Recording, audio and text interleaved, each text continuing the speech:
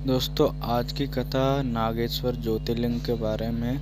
नागेश्वर ज्योतिर्लिंग की स्थापना कैसे हुई थी, क्या कारण था, सारी जानकारी आज के वीडियो में आपको बताने वाला हूँ। तो दोस्तों, कथा स्टार्ट करते हैं।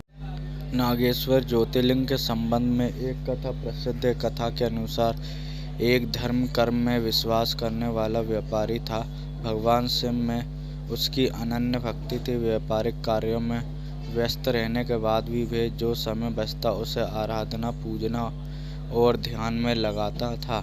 उसकी इस भक्ति से एक दारुक नाम का राक्षस नाराज हो गया। राक्षस प्रवृत्ति का होने के कारण उसे भगवान शिव जरा भी अच्छे नहीं लगते थे।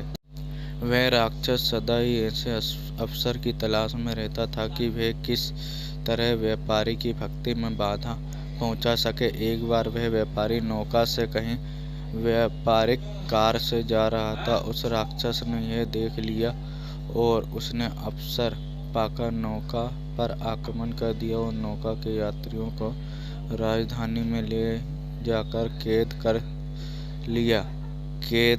कैद में भी व्यापारी नित्य क्रम से भगवान शिव की पूजा में लगा रहता था। बंदी गृह में भी व्यापारी के शिव पूजन का समाचार जब उस राक्षस तक पहुंचा तो उसे बहुत बुरा लगा। वह क्रोध भाव में व्यापारी के पास कारागार में पहुंचा। व्यापारी उस समय पूजा और ध्यान में मग्न था। राक्षस ने उस पर उसी मुद्रा में क्रोध करना प्रारंभ कर दिया। राक्षस के क्रोध का कोई प्रभाव जब व्यापारी पर नहीं हुआ तो राक्षस ने अपने अनुचरों से कहा कि वे व्यापारी को मार डालें। यह आदेश भी व्यापारी को विचलित न कर सके। इस पर भी व्यापारी अपनी और अपने साथियों की मुक्ति के लिए भगवान शिव से प्रार्थना करने लगा।